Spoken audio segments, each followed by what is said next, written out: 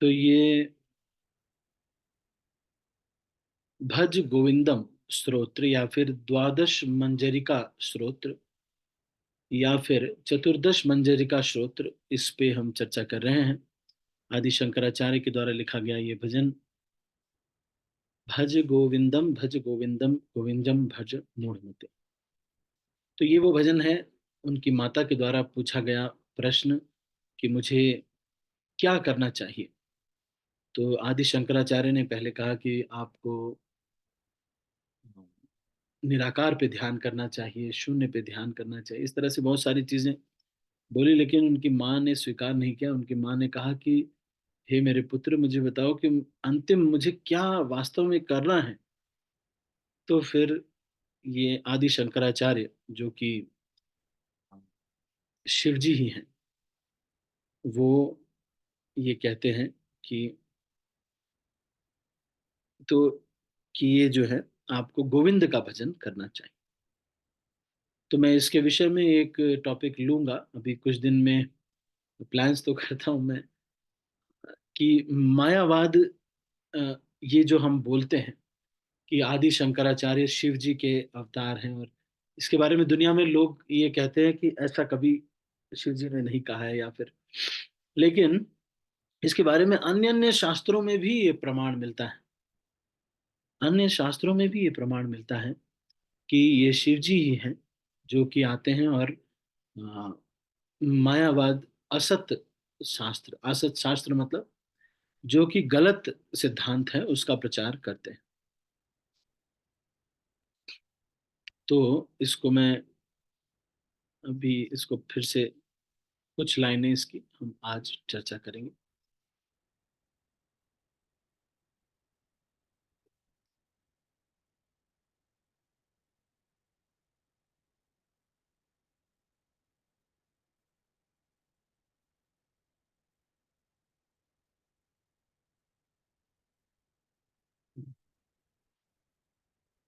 तो ये है, भज गोविंदम गोविंदम भज मूढ़मते, संप्राप्ते सन्निहिते काले, नहीं नहीं रक्षति दुकृत्र करणे। इसमें क्या कह रहे हैं कि हे अ,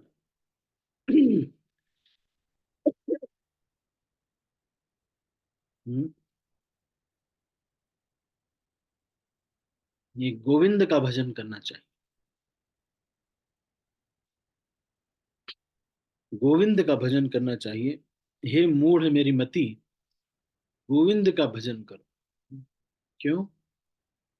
क्योंकि ये जो ग्रामर के रूल्स हैं इतने सारे, ये संप्राप्ते सन्निहिते काले, जब आप काल आएगा और सब कुछ समीप आ जाएगा, मृत्यु समीप आ जाएगी, तब फिर आपकी कोई रक्षा नहीं करेगा। तब ये जो पाठ आपने पढ़ा है, ये जो सत्ता आपने हासिल की है, ये जो फॉलोअर्स आपने हासिल हासिल किए हैं, ये जो स्त्रियां आपने हासिल की हैं, ये जो बहुत बड़ा स्कॉलरशिप आपने हासिल किया है, ये जो इस संसार में जो फेम आपने हासिल किया है, जो बहुत बड़ा यूट्यूबर बन के भी आप जो कुछ भी कर पा रहे हैं, ये सब आपको बचा नहीं पाएंगे। क्योंकि गोविंद में मति नहीं हो पाई ना, गोविंद में प्रेम नहीं हो पाया। तो भगवान से प्रेम नहीं हो पाया, भगवान और भगवान की भक्ति में, भगवान के नाम में रुचि नहीं हो पाई, तो फिर ये जो बहुत बड़ा स्कॉलरशिप आपको प्राप्त है, रूल्स ऑफ ग्रामर यही कह रहे हैं कि डुकृत करणे, मतलब ये जो बहुत कठिन आपको भाषा समझ में आ जाती है, तो ये क्या है, ये आपको मृत्यु के समय बचा नहीं पाएगा। चाहे कितना भी कुछ भी आपके पास हो, चाहे बहुत स्टाइल वाली धोती पहन लीजिए आप, सारे लोग आपको माला पहना दें, और जहां भी आप जाएं सब लोग आपको दंडवत प्रणाम करें, सबको आपने नीचे झुका दिया, ऐसा आपने दिमाग लगाया कि सब नीचे झुक गए, और फिर आप अपने को बहुत महान सिद्ध कर दिए। यूट्यूब में बार बार हर जगह पे लेक्चर दिया आपने, फॉरेन टूर्स भी आपके हो गए कई सारे। सारी जनता कहने लगी कि प्रभु जी, इतना जब आपके लोग दंडवत प्रणाम कर रहे हैं तो इसका मतलब आप प्योर डिवोटी हो ही गए होंगे। लेकिन फिर भी भगवान को तो मालूम है कि आप शुद्ध भक्त नहीं हैं, आप तो कपटी भक्त हैं, कपट कर रहे हैं, भोग वासना से है, सब कुछ कर रहे हैं। और निस्वार्थ कपटी भक्त, निस्वार्थ भक्त नहीं है, कपटी भक्त हैं। इसीलिए कह रहे हैं गोविंद का भजन, वास्तव में गोविंद का भजन करो। फिर कह रहे हैं, मूढ़ जही धनागम तृष्णा, कुरु सद्बुद्धिम मनसि वितृष्णा, यल्लभ से निज कर्मोपातम, वित्तम तेन विनोदय चित्तम, भज गोविंदम, भज गोविंदम, गोविंदम भज मूढ़मते। तो यहाँ पे कह रहे हैं कि मूढ़ जही ही धनागम तृष्णा, ये जो पैसा आता रहे इसकी जो इच्छा है, तृष्णा है, इसको छोड़ दो। पैसे की तृष्णा को छोड़ दो कह रहे हैं। तो ये तृष्णा को छोड़े कैसे जब पैसा आता रहता है?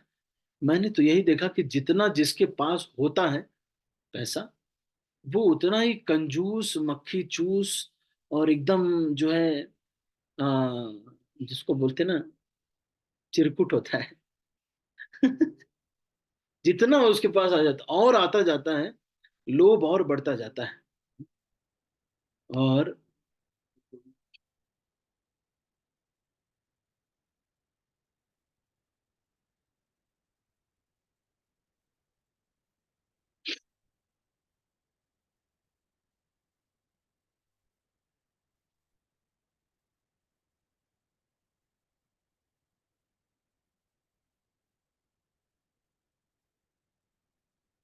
तो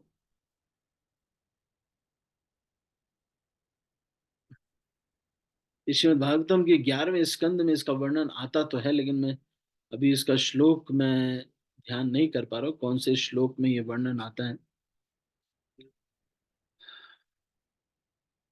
अ, ये एग्जैक्टली मुझे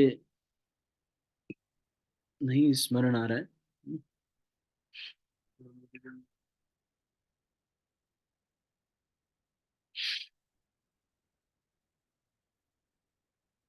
अ, इसमें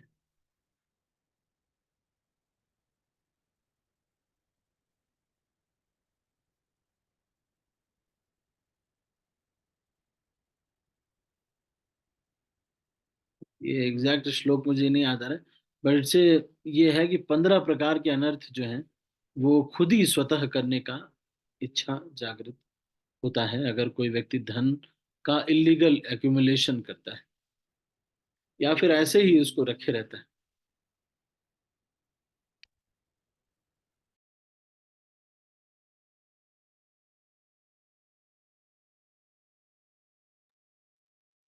तो यहाँ ये कह रहे हैं आदि शंकराचार्य कि हे मूर्ख, ये जो पैसे की भूख है, कई लोगों को जरूरत तो होती है, जब जरूरत पूरी पूरी हो जाती है तो और पैसा जब आ जाता है तो फिर भूख और बढ़ती जाती है।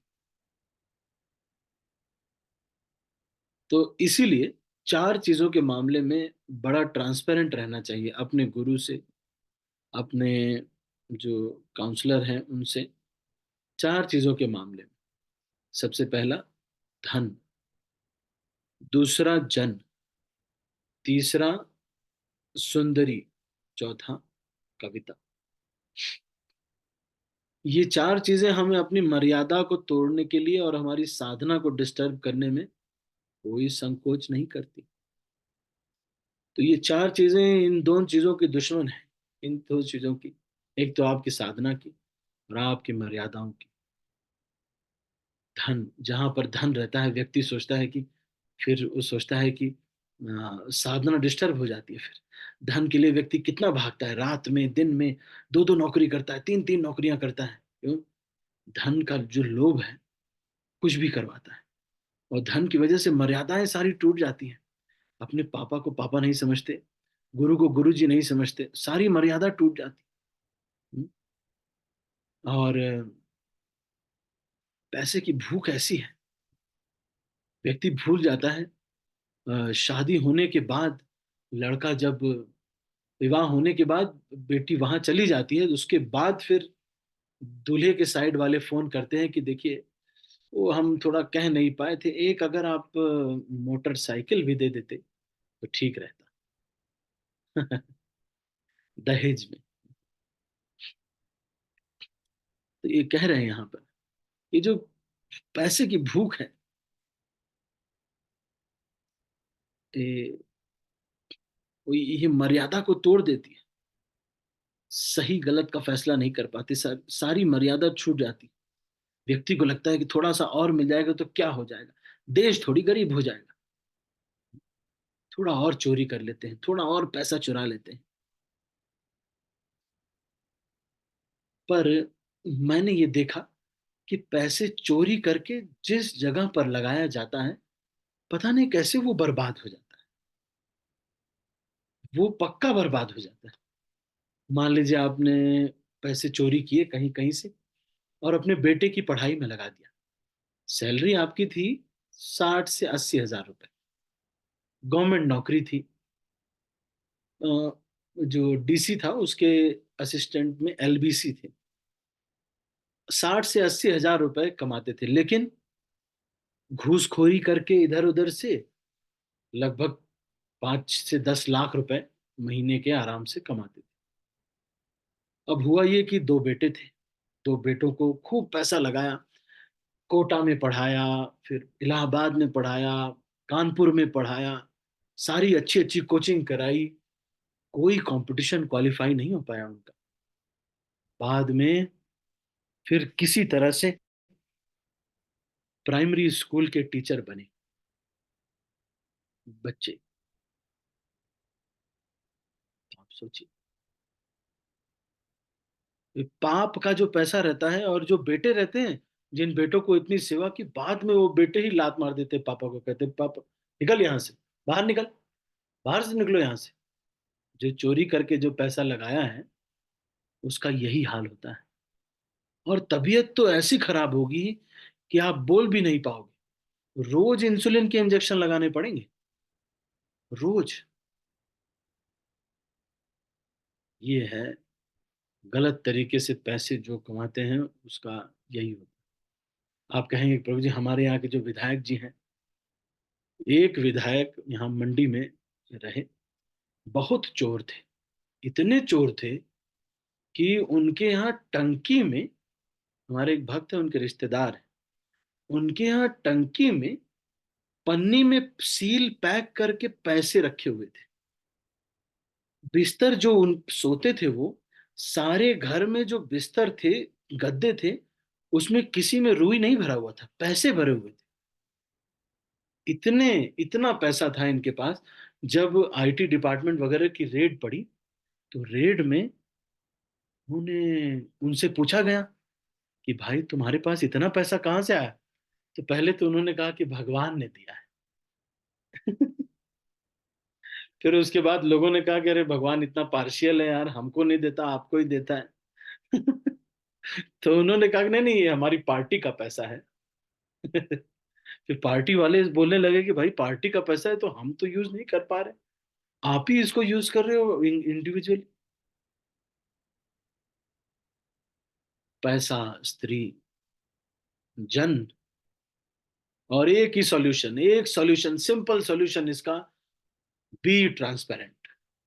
B transparent to your spiritual authorities, managerial authorities, service authorities. Be transparent. बहुत ही आसान तरीका, एकदम स्पष्ट कर दीजिए। आप कभी इससे प्रभावित नहीं होंगे। नहीं तो ये धन जो है, माया कितनी प्रभावशाली है। धन, जन, लोग जितने भी हैं, कौन कहाँ पे क्या कर रहा है, क्या कैसे सीक्रेट अपने लोग हैं हमारे। ये इतना ज्यादा जो है शक्तिशाली है, क्योंकि लोग आते हैं, इतना सम्मान देते हैं। इसको भी ट्रांसपेरेंट कर देना चाहिए, क्योंकि हमको शुद्ध भक्त बना है। धन जन सुंदरी, अगर किसी स्त्री से कोई संबंध है, किसी प्रकार का भी कोई बात हो रही है या कुछ भी है, उसको भी स्पष्ट कर देना चाहिए, घर में एकदम स्वच्छ रखना चाहिए। कभी भी ऐसा नहीं होना चाहिए कि चुपके चुपके किसी स्त्री से आपका संबंध है, किसी को पता नहीं है कितना आप लंबा बात कर रहे हैं। ये बहुत अच्छा नहीं, क्योंकि ये आपकी दो चीजों को हिट करेगा। एक तो साधना, दूसरा आपकी मर्यादा, बहुत हिट करेगा। फिर उसके बाद कह रहे हैं कि फिर उसके बाद धन जन सुंदरी कविता, और अपना यश भी, फेम भी, और अपने जो आपके अंदर जो टैलेंट है उसको भी शेयर कर दीजिए। कभी ऐसा मत करिए कि मुझे इतने श्लोक याद हैं, हम सीक्रेट नहीं बताएंगे कि हम कैसे ये प्रिपेयर करते हैं। एक दिन उसकी वजह से ईगो बढ़ेगा, आप सोचेंगे कि मैं ही हूं और कोई नहीं है। ये सीक्रेट तरीका मैं किसी को नहीं बताऊं। जो माला बनाते हैं, अच्छा माला बनाते हैं, तो दूसरे वाले को फूल ले आने वाले को बोल देते हैं कि किसी और को अच्छे फूल मत देना, केवल मुझे देना, ताकि मेरी ही माला सबसे सुंदर हो। तो कह रहे हैं कि मूढ़ जही ही धनागम तृष्णाम, कुरु सद बुद्धिम मनसी वितृष्णाम। इसको वितृष्णा कर दो, इसको किसी भी चीज की प्यास नहीं रहनी चाहिए, किसी भी चीज की प्यास नहीं रहनी चाहिए। यल लब से निज कर्मों पातम। अब फिर लोग बोल रहे हैं कि फिर प्रभु जी अपना घर का खर्च बहुत ज्यादा है, क्या है। तो बोल रहे हैं कि ठीक है, जितना में कड़ी मेहनत करके अगर यदि कुछ प्राप्त होता है, अपने कर्म से जो भी प्रारब्ध से आ रहा है, उसी में विनोद के साथ आनंद में रहना चाहिए। अब आप कहेंगे कि प्रभु जी, हमको बहुत सारा इस्कॉन मंदिर डोनेशन भी तो देना पड़ता है प्रभु जी। जब डोनेशन भी पड़ना पड़ता है, आप तो ऐसे कह देंगे प्रभु जी जितना हो उतना। हाँ, तो इसीलिए तो हिज होलीनेस गोपाल कृष्ण महाराज कहते हैं कि दान कितना करना चाहिए। किसी ने पूछा उनसे कि कितना दान करना चाहिए, तो बोलते हैं कि उतना दान करना चाहिए जितने से दर्द हो। महाराज बोल रहे हैं क्यों? क्योंकि तब थोड़ा लग्जरीज को अपने कम करना पड़ेगा, तब इतना लग्जरियस लाइफ नहीं जिएंगे, तभी तो ठीक है।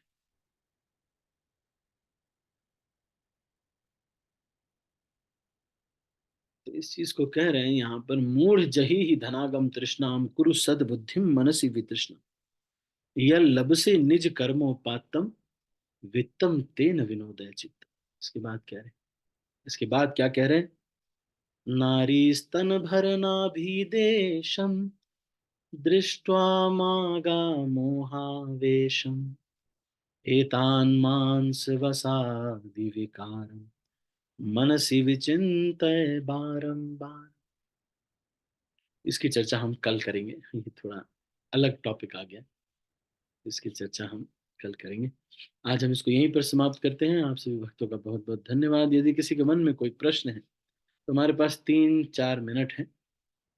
यदि आप कुछ पूछना चाहते हैं तो हैंड रेज कर सकते हैं, मैं सबके हाथ नीचे कर रहा हूँ। Any questions?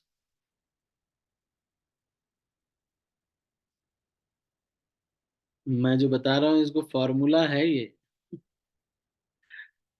दिमाग खराब हो जाता है। ये चार लोग ना दिमाग खराब कर देते। मैं जो बता रहा हूँ सही बता रहा हूँ। इसलिए मैं लोकल वहां पर एक जो डिवोटी मुझे गाइड कर रहे थे, जब पूना में था मैं, तो ऐसे इस्कॉन में सिस्टम है कि आपके काउंसलर तो रहते हैं, लेकिन जो भी आप लोकल कोई व्यक्ति आपको गाइड करते रहते हैं। तो वो मुझे बोल रहे थे कि जब आप सिस्टर की मैरिज हो जाएगी तो उसके बाद फिर रिजाइन कर देना तुरंत, क्योंकि वो इतना पैसा जब हाथ में आता है महीने में, जब 30th को जब इतना पैसा आता था ना तो पागल हो जाता है आदमी। अगर उसको कुछ काम नहीं होगा, सिस्टर की मैरिज करनी है तब तक तो ठीक है, लेकिन उससे अगर उसको कुछ काम नहीं होगा तो वो पागल हो जाएगा। 4 लाख रुपए बहुत होते हैं, कहाँ खर्च करेंगे। 6,000 रुपये मेरा बेस में लगता था, मैं बेस में रहता था हैदराबाद में, 6-7 हजार रुपये लगता था, बाकी पूरा पूरा पूरा बच जाए। सोचो आप क्या करोगे आप। इसलिए उन्होंने बोला कि द डे अब सिस्टर की मैरिज जैसी हो जाए तो महीने पे बस जॉब छोड़ दो। ठीक है। चारू गोपी माता जी, अच्छा आपका कोई प्रश्न है? हरे कृष्ण प्रभु जी, दंडवत प्रणाम। धन्यवाद, अ, प्रणाम। प्रभु जी, आपने कहा कि दान इतना देना चाहिए कि महाराज जी कहते हैं कि थोड़ा सा थोड़ा दर्द हो, तो ये हल्का। समझ में नहीं आ रहा था। कहने का मतलब कि दान इतना देना चाहिए कि हल्का दर्द हो, का मतलब ये है कि कुछ अपनी लग्जरीज को आपको काटना पड़ जाए। जैसे कि मान लो आप लग्जूरियस लाइफ, मतलब आपको लगता है कि भाई मैं, आपको खुद ही फायदा होगा। मान लो आपके घर में सब लोग कह रहे हैं फॉर्च्यूनर खरीदनी है, फॉर्च्यूनर खरीद, और फॉर्च्यूनर आप ले रहे हैं, लेकिन अगर दान बहुत कर रहे हैं तो फॉर्च्यूनर नहीं लेंगे। क्या लेंगे? फिर वो थोड़ा 6 सीटर चाहिए तो चलो कोई ऐसी गाड़ी जो एर्टिगा ले लिया। तो उससे होएगा क्या? पैसे भी बचे और फॉर्च्यूनर का मेंटेनेंस भी बचा, और जितनी आवश्यकता थी उतना लिया। इसका मतलब लेकिन ये भी नहीं महाराज कह रहे हैं कि बस दर्द ही दर्द होता रहे।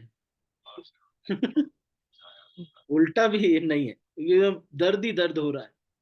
अरे इतना दान कर दिया कि अब दर्द ही दर्द हो रहा है, इतना भी नहीं करना है। लेकिन ये चीज को समझना है कि महाराज ये बोल रहे हैं, इसको समझना चाहिए। दर्द क्यों बोल रहे हैं? क्योंकि दर्द जब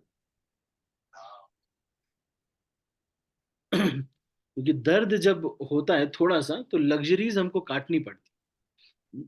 तो जैसे मान लो आपको मन करता है कि भाई हर साल में आप 10 कपड़े खरीद देते, तो अब 4 खरीदने पड़ेंगे थोड़ा, तो वो ठीक है, मुझे थोड़ा काटना पड़ रहा है, अच्छा बात। ये जो आध्यात्मिक सिद्धांत है ये हमें ही बचाने के लिए होते हैं। कई बार लोगों को लगता है कि ये जो आध्यात्मिक सिद्धांत है ये इनके सिद्धांत हैं, सनातन प्रभु जी के, या फिर इसमें ये प्रैक्टिकल नहीं है, ऐसा होता नहीं है, लोग करते नहीं है, वह ऐसे ही बस बोला जाता है। आप करके देखिए, आप सेफ रहेंगे। करके देखिए, मैंने आपको बताया ना, धन जन सुंदरीम कविता, ट्रांसपेरेंट करके देखिए, आप सेफ रहेंगे। कभी दिमाग पागल नहीं होगा। पैसे जितने भी हैं सब बता दो गुरु जी, 1 रुपए का इधर उधर मत करो, कुछ इधर भी, सब कुछ ट्रांसपेरेंट कर दो। और स्त्री भी, कोई किधर भी कहीं भी कोई इंटरेक्शन है सब कुछ कर दो ट्रांसपेरेंट। जन भी सब ट्रांसपेरेंट कर दो, सब कुछ एकदम ट्रांसपेरेंट कर दो। खुशी खुशी जियोगे, कोई टेंशन नहीं रहेगी, भगवान का नाम लो, एकदम हैप्पी लाइफ। तो ये जो आध्यात्मिक सिद्धांत है इनका पालन करने से हम ही सुरक्षित रहते हैं, बहुत खुद ही सुरक्षित रहेंगे। धन जन सुंदरीम कविता। तो उसी तरह से ये जो दान है ये भी दर्द होने का मतलब यही है कि हमें अपना जो लग्जरी है उसको कट करना पड़े।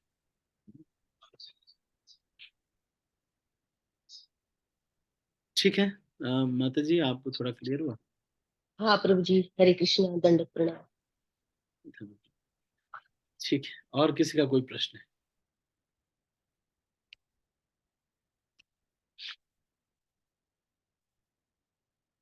ठीक है, तो हम अभी इसको यहीं पर समाप्त करते हैं। आप सभी भक्तों का बहुत बहुत धन्यवाद। हरे कृष्ण। श्रील प्रभुपाद की जाय, गौर भक्त की जाय, ताय गौर प्रेमानंदे हरि हरि। मैं सब भक्तों को अनम्यूट